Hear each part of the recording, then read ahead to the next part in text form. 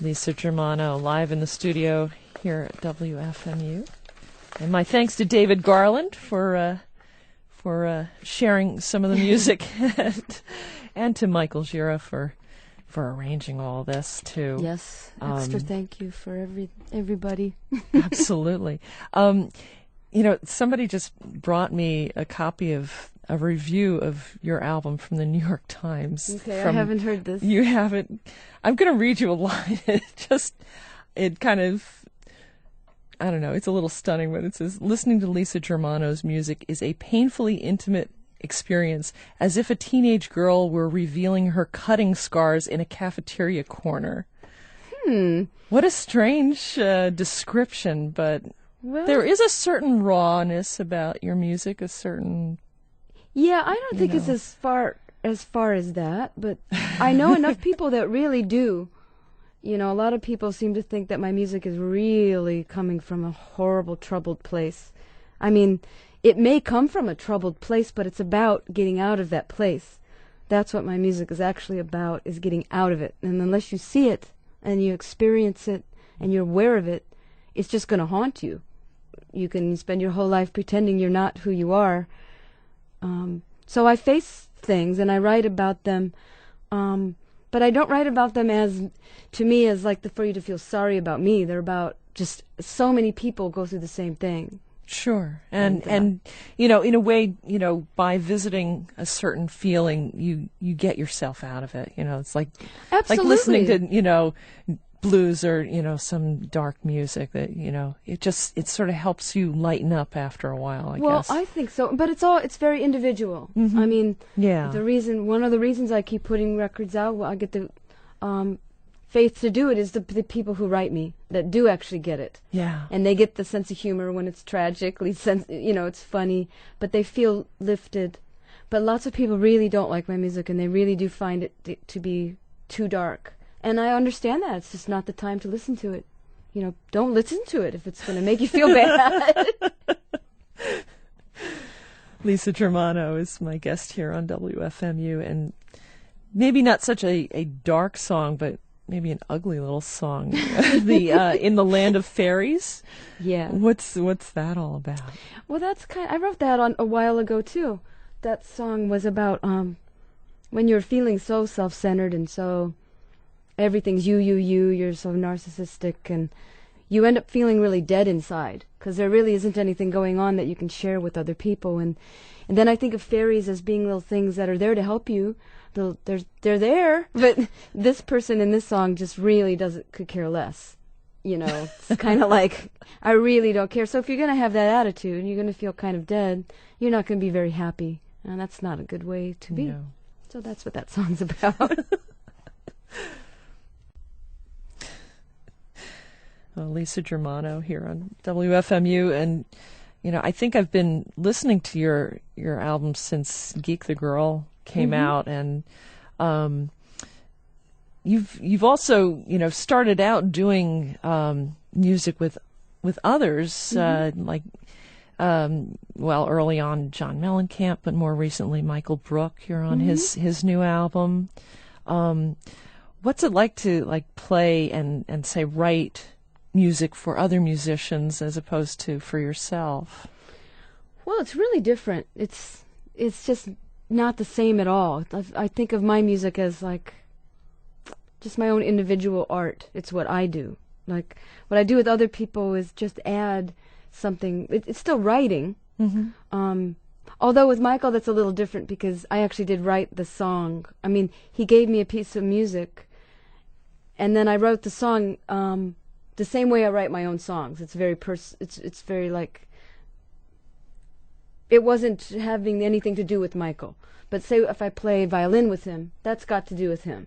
Or say violin with John, it's his music, so I follow some rules. Or, I like to work with people who are creative. I don't like to follow a lot of rules. Sure. I like to do really different things. And in my own music, nobody can tell me that I can't. Right. Well, this whole album that you just put out was basically done at home, sort of on your own terms. Right. Do you find that easier, or is it sort of like, I think, like book writers have told me that, the whole process of writing is just torture, you know, and getting it out there, laying it down on tape, you know. Is that difficult for you, or is that, you know? No, I wouldn't say that's No? torture. Okay. I can't imagine anybody writing a book, so. I mean, it's torture when it's not coming out, and you really, Right. really want it to come out, like writing the actual song, or getting the lyrics, or what am I writing about, or is this valuable? That's torture. But once you've decided that something's working, recording is just coloring it, you know. That's just fun. That's like painting a picture and painting over it. You can erase a Right. track. You can go over this. You can, you know, until you get it the way that it represents what you want it to represent. So that's just fun. And are there like songs that that you find you'll start out playing it on one instrument and then decide it's completely wrong? Oh yeah, that, definitely. Yeah, a couple of songs on this record I wrote on piano and then I recorded them on guitar, or like except for the Ghost ones, I wrote that on violin. It was really a dirge. It was really like I would never play that for anybody. But then I just took it to piano, and it seemed like it was made more sense. Yeah. Lisa Germano is here in the studio and playing piano for us. And how about this song, Too Much Space? It's written sort of for your father, or Well, about your father, yeah. and an experience you had with him almost dying. Yeah, it was about when he was getting surgery, and he's an older Italian gentleman, and he was really petrified to be cut. He would always say, "I'm not no cut. I'm a no cut." Like he would rather die than get cut, you know. But he finally made the decision to go ahead and get the surgery, and so I was in L.A. and they kept saying, "Don't come home," but I just felt so helpless being there, Sure. not being with them. So I wanted to write a song, kind of, to feel connected to him, in case he was to not be there after this particular day. And that to appreciate, it made me realize, God, life goes by, you got to be there for people because things will happen. And anyway, so I did finish it that week, and and then he had the surgery, and he was fine, and he's absolutely fine. And he's heard the song? Yeah, he doesn't really say much about that. I mean, he says things about other songs, but that one he doesn't say much about. Because, I mean, now it just sounds like a love song, really. Right. And I suppose that really is what it is. Lisa Germano is playing for us live here in the studio. And you have one more for us, Into Oblivion. Mm-hmm. On the album, it's a very nicely orchestrated piece. Right. Who gave you help with that? That was Johnny Marr, you said? Oh, at the very, very end. Yeah. Yeah, after the song is over and my voice is done, then I sent the Pro Tools to Johnny, and I said, you know, it's just 3 chords over and over. This is probably an insult or it's a compliment because I just want your energy. He's such a vibrant person, just such a light, and he did exactly what I wanted. I just said, make me some layers like you were in a forest, like a real beautiful green forest, and I'm going to put some little